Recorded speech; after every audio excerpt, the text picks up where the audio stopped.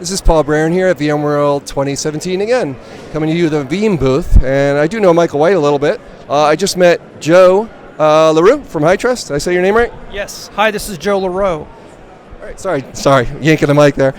So Joe, you and I had a common question that customers have about encryption, right? But before we get to that, Michael, you also alluded to some new announcements from here at VMworld. I'm actually not aware of them, so surprise me. What do you got? What's new from Veeam? One of the exciting things for me that is new from Veeam is that recently Veeam was able to make backup, restore, and replication of virtual machines from within or without VMware Cloud on AWS. I hope I said that right. It's a long mouthful.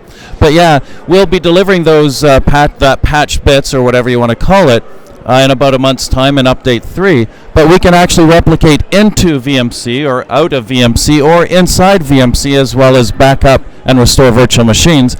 And I don't think there's anybody or many other people that can do that, but it actually works pretty damn cool, and I'm really impressed because VMC is an unusual security model. So trying to make anything work there is just a little different. As an example, VM encryption doesn't work in VMC, but HyTrust encryption does work. Okay, cool. And by the way, I noticed the microphone. I'll hold it a little further away.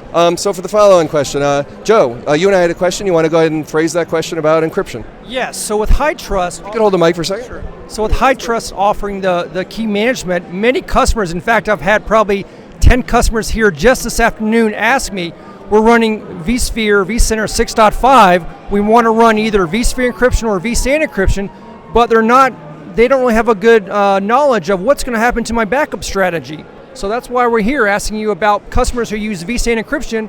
How's that going to impact their Veeam backup? All right, cool. So Michael, you got some ideas? Well, the really exciting thing about the way that VMware has done encryption with vSAN is that, first off, no, it isn't going to hurt the backups because the encryption is below, if that makes sense, and so as the backup occurs, it's a little higher. So I have not tested this because I don't have encrypted vSAN right now, but the understanding I have is because of where the encryption occurs, the backups won't be hurt. The interesting thing to remember, though, when you're not using something like vSAN encryption, or encryption at the level of vSAN, but you're using encryption at the level of the VMs, and you're backing up, is all your previous backups won't be encrypted. So you got to protect your previous backups or delete them in a way so that you only have backups of encrypted things. Good, thank you. All right, Michael. So overall, then, yeah, the data path and the encryption, the destaging, all that. We didn't really cover that here, just on a high level. How about the size on disk? So your overall backups. You turn on encryption for VM encryption. Change block tracking, is that still in effect? Change block tracking is still in effect, but you have hit on something that's quite important. As soon as you enable VM encryption, it uses a different key for for every VM.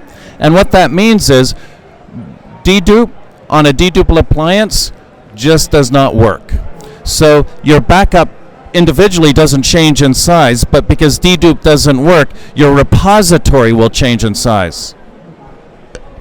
Great. That's exactly what I was looking for. I really appreciate that. And thanks for your time, Michael. The guy who's written lots about this very publicly, I really appreciate your adding some to those articles. Thank you, guys. And thanks for doing this at the very end of VMworld as everyone's pretty tired.